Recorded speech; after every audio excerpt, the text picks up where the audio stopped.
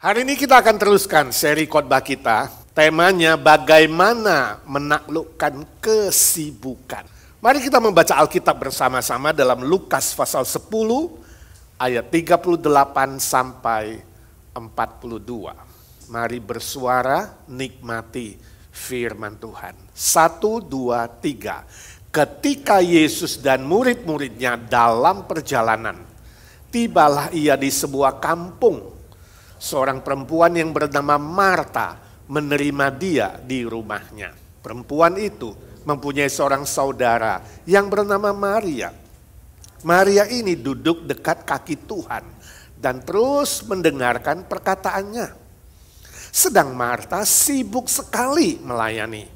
Ia mendekati Yesus dan berkata, "Tuhan, tidakkah engkau peduli bahwa saudaraku membiarkan aku melayani seorang diri?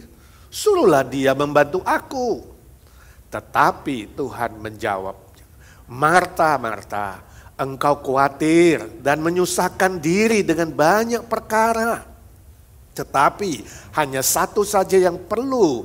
Maria telah memilih bagian yang terbaik, yang tidak akan diambil daripadanya."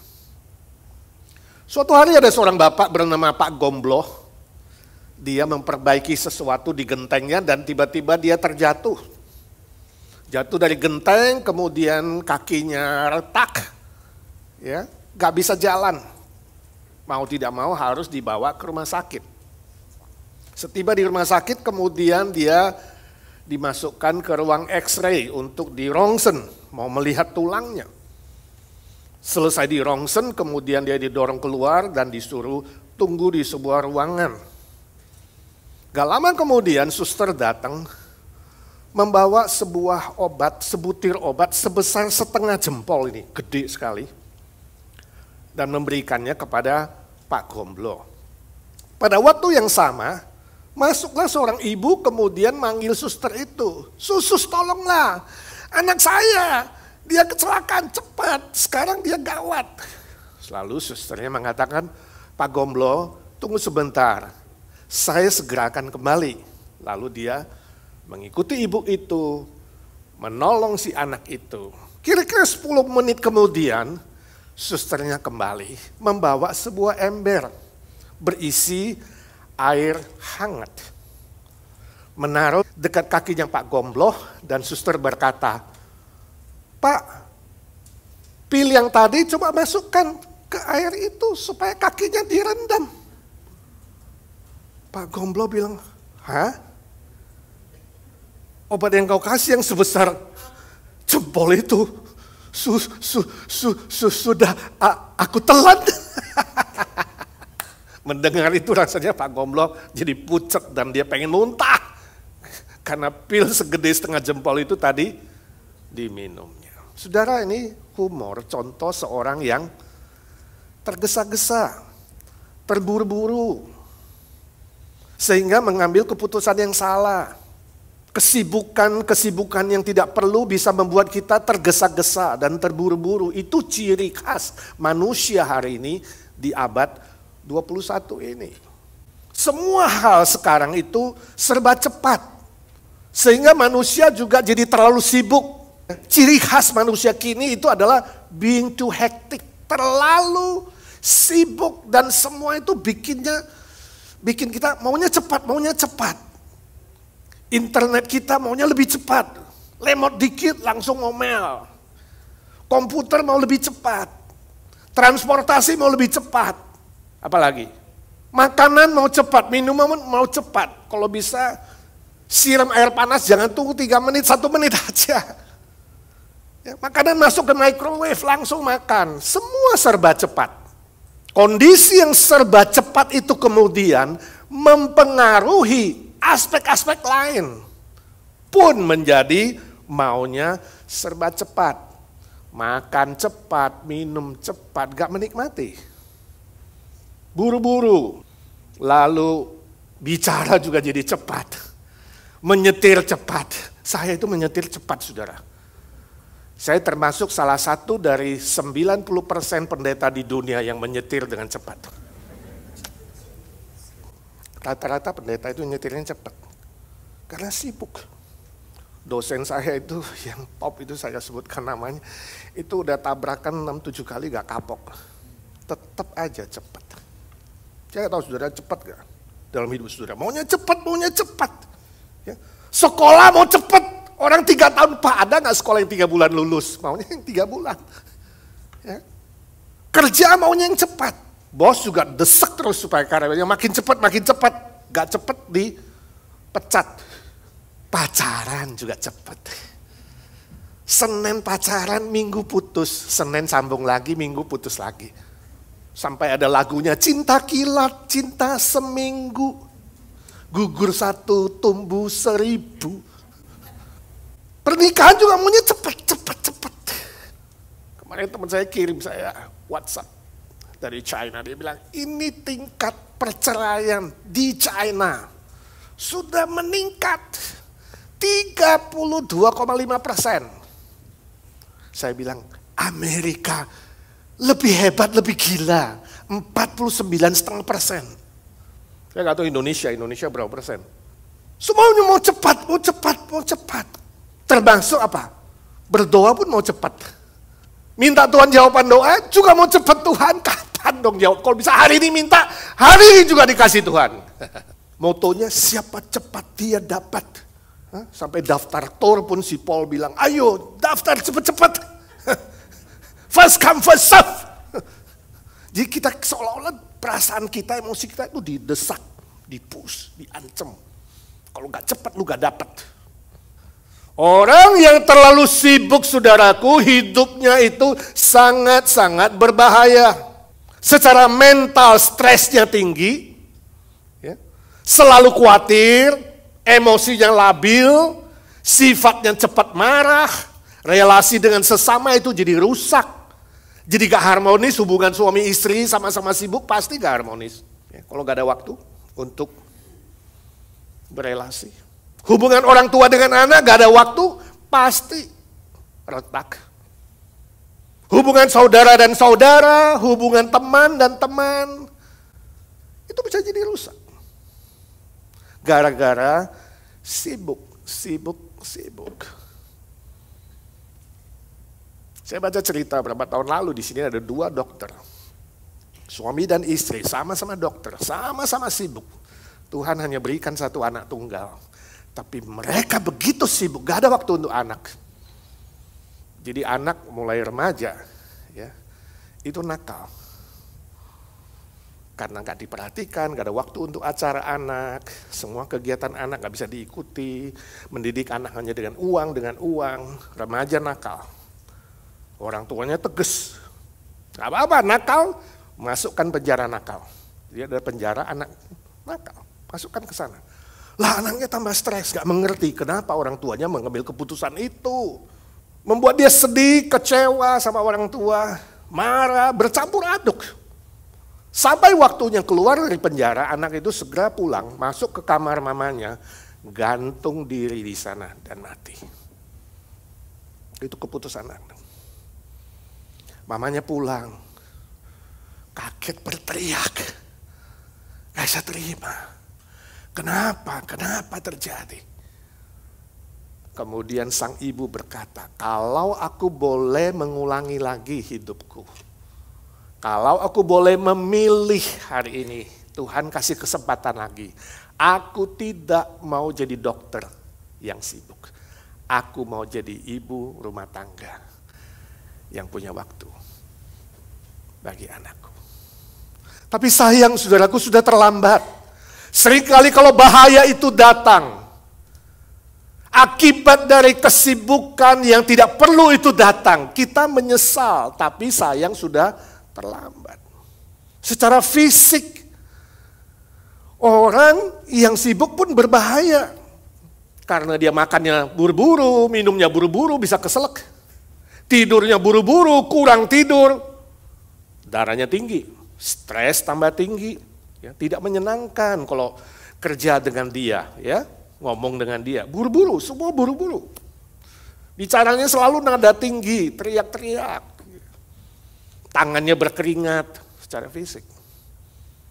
Atau badannya juga bisa keringat dingin, ya. Kepala suka pusing, migrain, itu bisa terjadi. Sakit mah, dan kalau tidak direm, kalau tidak diatasi, bisa masuk rumah sakit atau bisa usia pendek. Sangat-sangat berbahaya.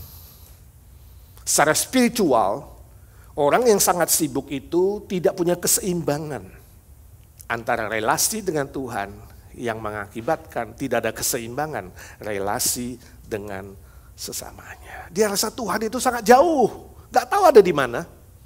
Pernah ada seorang Kristen yang sangat-sangat stres karena dia begitu sibuk dan kerjanya berat, workaholic, suka begadang. Ya. Dan suatu hari dia gagal dalam usahanya. Kita ngobrol. Kemudian dia tanya saya satu pertanyaan. Pak, saya udah lama ikut Tuhan, tapi terus terang aku gak begitu kenal. Kenapa Tuhan bisa izinkan ini terjadi? Coba jawab saya, Pak.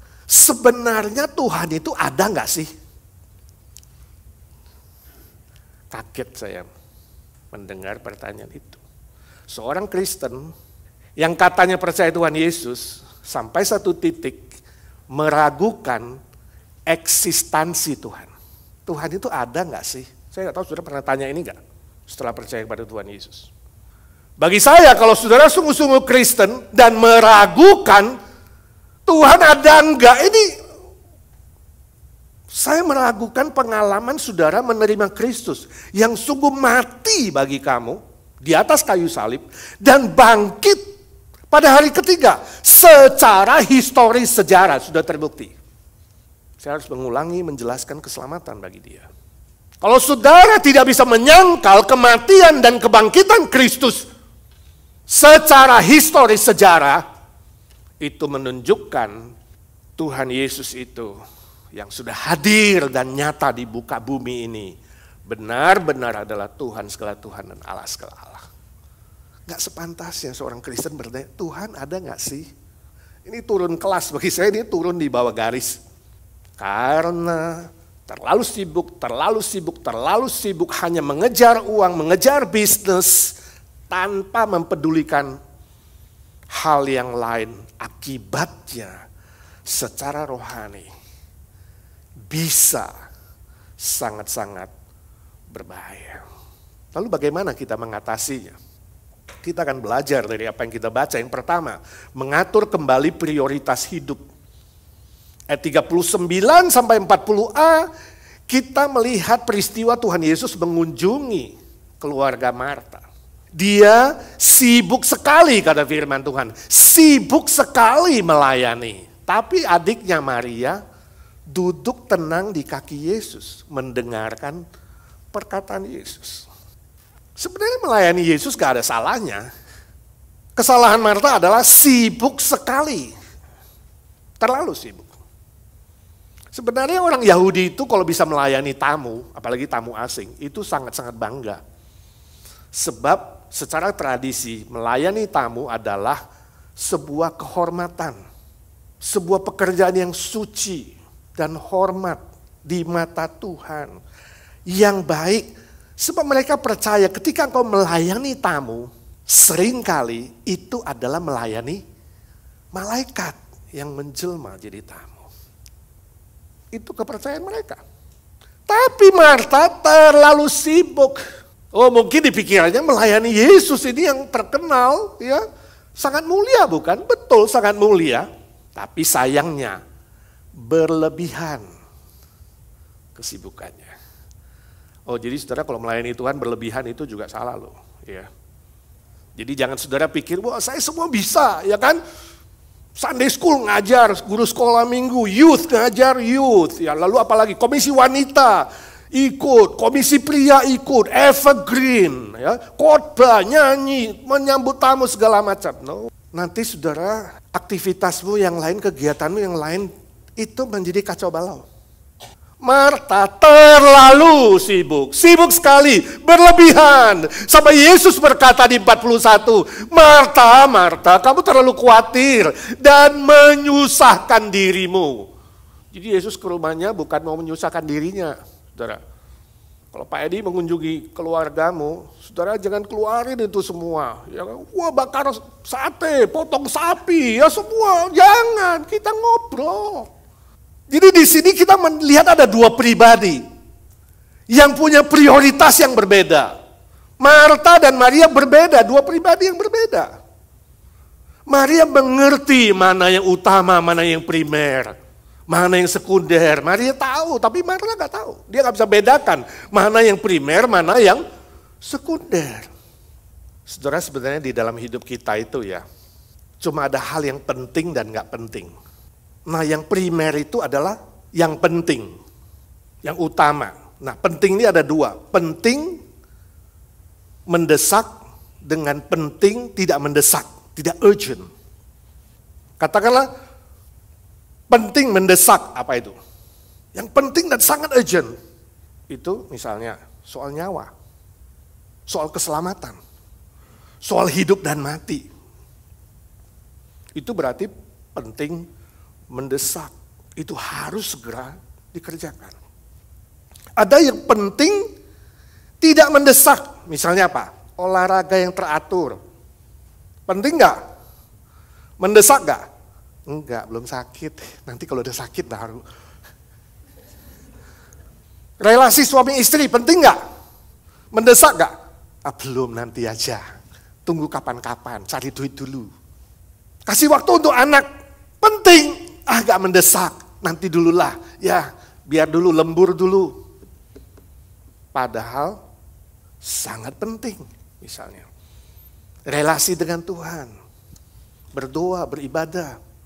Ya, penting, agak mendesak, tunggulah Pak, kalau udah pensiun, baru melayani. Kalau nanti sudah semua lancar, anak mantu, cucu semua sehat, barulah.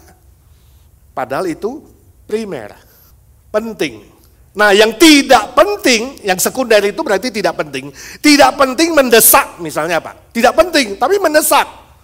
Ting tong, bel di pintu. Mau gak mau kita buka, betul gak? Mendesak, urgent. Kita lihat, ya, gak ada orang. Sering buka pintu gak ada orang, cuma ada amplop Amazon. Atau telepon, kring. Mendesak gak? Mendesak, kita dipanggil mau ngangkat kan? Gak penting. Ya, iklan, scam. Teman gosip.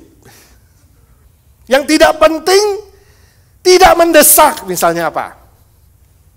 Ayo, tidak penting, tidak mendesak. WhatsApp, Facebook, Twitter, ya kan? Gosip, shopping, jalan-jalan, kongko-kongko, minum-minum di bar. Gak penting, gak mendesak. Tapi manusia lebih banyak menghabiskan waktu untuk hal yang mana? Halo? Tidak penting, tidak mendesak. Ini loh saudara yang harus diatur kembali hidup kamu. Prioritasmu itu. Minta hikmat dari Tuhan supaya saudara memperhatikan yang penting mendesak, penting tidak mendesak. Apalagi yang tidak mendesak. Yang hasilnya nanti 10 tahun, 20 tahun baru kamu lihat. Yang hasilnya panjang, pakai waktu lebih banyak. Tapi sayang biasanya terbalik. Doa 1 menit rasanya panjang. Gosip 20 menit, kok cepet ya udah mau pulang. Terbalik. Diatur kembali waktunya. Amin. Itu cara pertama. Cara kedua, beristirahat dengan teratur. Ayat 39b. Ketika Yesus hadir, Maria duduk di kaki Yesus. Ini artinya apa? Maria tahu mengambil waktu istirahat. Mungkin dia sudah bantu Marta berjam-jam, ya kan? Kakaknya persiapan ini, persiapan itu. Nah sekarang Yesus sudah datang, hadir. Stop, dia gak mau lagi. Dia mau diam, duduk di kaki Yesus. Jadi dia tahu kapan bekerja, kapan berhenti. Dia tahu waktunya, kapan harus beristirahat. Bayangkan ayat 40b itu ya. Marta jadi marah, adiknya istirahat. Ya, kesal, lalu mengeluh sama Yesus. Bilang apa? Tuhan, tidakkah kau peduli? Kalau saudara terlalu sibuk, kerja gak habis-habis, Salahin siapa? Tuhan, kau tidak peduli Tuhan. Aku udah banting tulang 18 jam, gajiku masih nggak naik-naik, income-ku masih begini-begini aja. Peduli gak sih Tuhan? Kalau hidupmu sudah kacau balau, siapa yang disalahin? Ini pelayanan nih, IGNC kasih gue tugas terlalu banyak nih. Ya kan? Dia gak salahin, dia waktunya gosip berapa, shopping berapa, yang lain enggak. Yang salahin pertama apa? Tuhan, kamu gak peduli Tuhan. Suruh dia bantu aku. Oh, lebih hebat lagi sekarang perintah Tuhan. Suruhlah dia bantu aku. Wow. Ingat, kalau kamu terlalu sibuk, kamu rasa gak butuh Tuhan. Kamu mau kontrol Tuhan. Kamu mau ngatur Tuhan. Ini bahayanya saudara. Akibat terlalu sibuk. Saudaraku yang kekasih, istirahat tidak sama dengan malas. Istirahat tidak sama dengan buang-buang waktu. Ini waktunya kerja, kenapa sih masih bobo? Tidur sangat penting, istirahat sangat penting. Ya. Sebab istirahat itu adalah sebuah persiapan untuk mendapatkan kekuatan yang baru, berkat yang baru, menjalani perjalanan hidup yang lebih panjang di depan. Proses untuk mendapatkan kesehatan yang baru. Bandingkan Mazmur 127 ayat kedua, Tuhan bilang, sia-sialah kamu bangun pagi-pagi, tidur jauh-jauh malam, kerjanya 18 jam. Sebab Tuhan memberikan berkatnya kepada orang yang dicintainya pada waktu tidur. Jadi orang yang suka tidur seneng. Oh puji Tuhan. Akhirnya Pak Edi khotbah juga tentang tidur. Mulai besok gue mau tidur sebanyak-banyaknya. Salah juga saudara. Bukan tidur sebanyak-banyaknya. Tahu kapan istirahat yang baik. Istirahat yang teratur. Bukan kemudian ambil kesempatan ya. Gak mau kerja tidur melulu. Bukan itu firman Tuhan. Dia memberikan kepada orang yang dicintainya pada waktu tidur. Artinya waktu kamu istirahat, Tuhan memberkati kamu. Sel-sel otakmu, sel-sel organ-organ tubuhmu diperbaharui, diganti yang baru. Kalau kamu tidur, dikasih kekuatan dan kesehatan. Alkitab mengatakan kamu cukup bekerja 6 hari. Berhenti 1 hari dalam seminggu untuk Tuhan.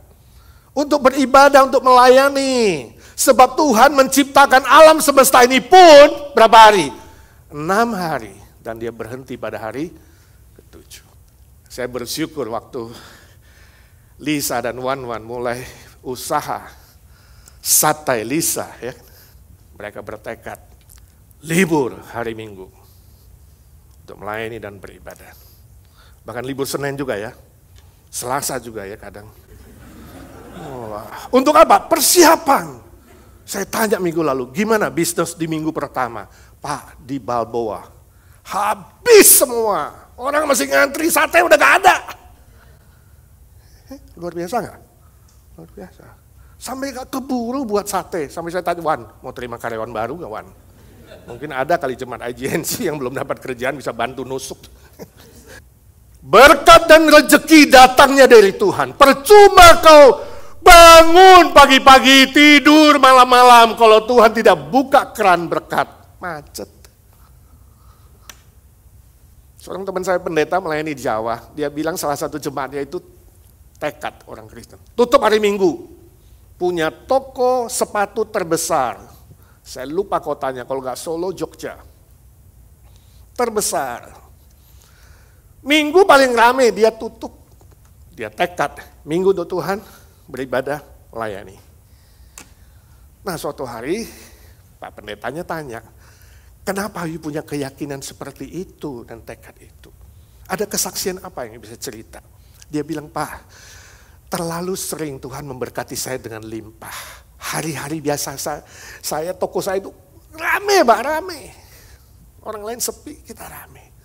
Dan bukan 1 kali, berkali-kali. Senin pagi-pagi, saya belum buka toko Pak, udah ada yang ketok. Ketok pintu, begitu dibuka, ngapain? Mau beli sepatu. Jadi orang pagi-pagi mau beli sepatu, ditanya, loh kenapa lu pagi-pagi ketok pintu mau beli sepatu? Pak kemarin sudah keliling seluruh kota Pak, gak ada sepatu yang cocok, gak ada sepatunya. dan di toko dia ada.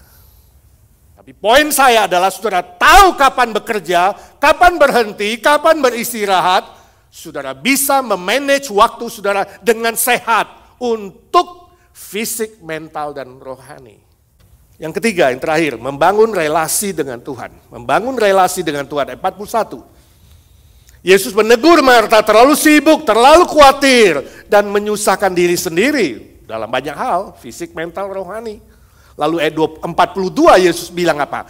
Tetapi hanya ada satu yang perlu, yang penting. Maria telah memilih bagian yang terbaik,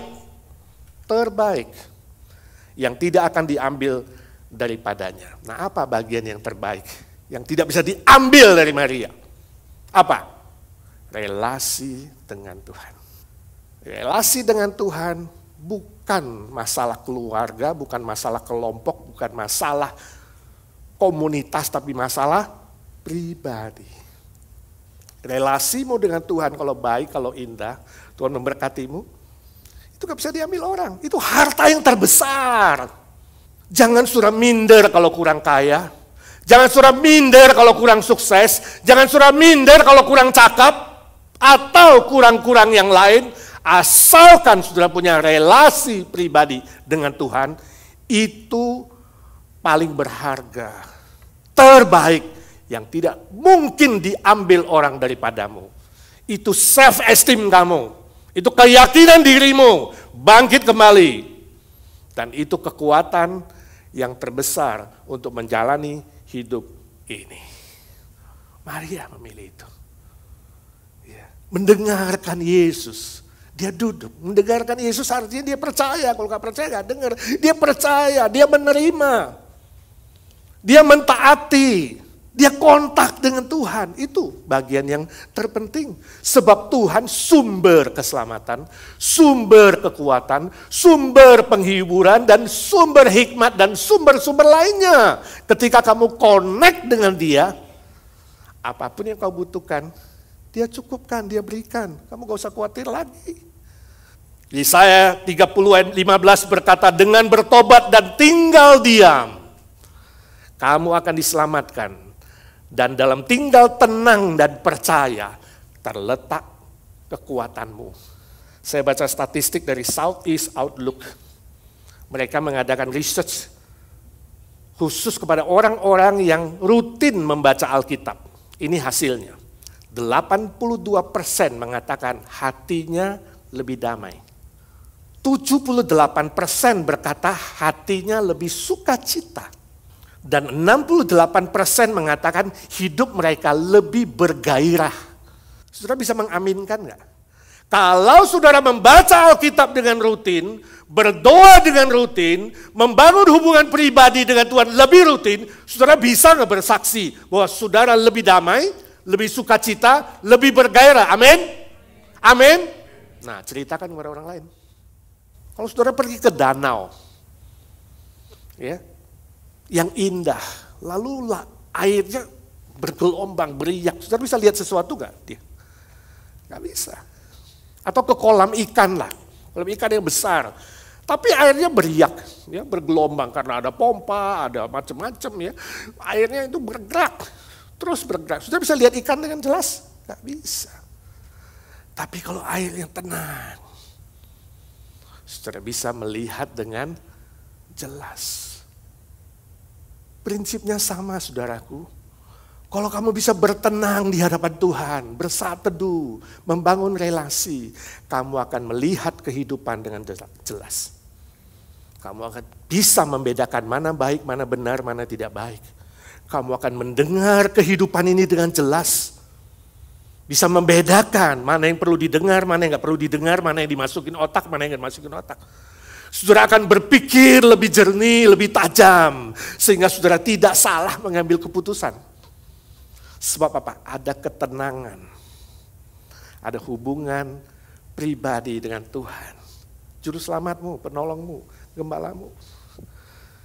Jadi saudara akan ditambahkan hikmat untuk hidup lebih benar, lebih baik, dan lebih sukses. Sebab itu mulai besok pagi, Mulai besok pagi, ini usulan saya secara konkret. Kalau saudara masih bangun pagi, jangan lakukan apa-apa dulu. Katakan kepada Tuhan, selamat pagi Tuhan. Terima kasih saya dikasih hidup 1 hari lagi. Jadi bukan hanya ada selamat pagi kawan, ada selamat pagi Tuhan. Terima kasih untuk hari ini. Ya. Berteduh sejenak di hadapannya, di bawah kakinya, dengarkan firman-Nya, itu suaranya, berdoa, ngomong sama Tuhan, Tuhan hari ini aku butuh hikmat Tuhan, ada keputusan penting nih di bisnis saya. Tuhan beri saya hikmat, hari ini ada sesuatu yang saya harus lakukan. Di dalam nama Tuhan, Tuhan memberkati. Ya.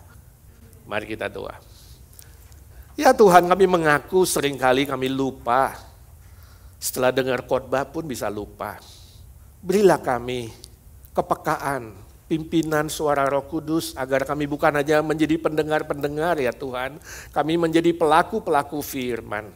Terima kasih Tuhan, berdoa bersyukur dalam nama Tuhan Yesus, Juru Selamat kami yang hidup selama-lamanya. Amin.